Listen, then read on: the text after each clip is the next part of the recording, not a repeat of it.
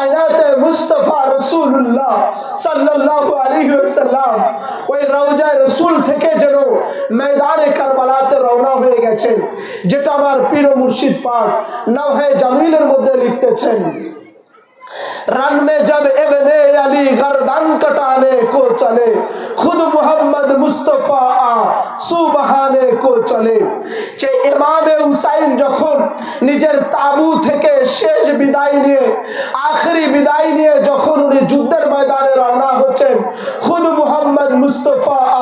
সুবহানে কো চলে, খুদ কায়নাতে মুস্তফা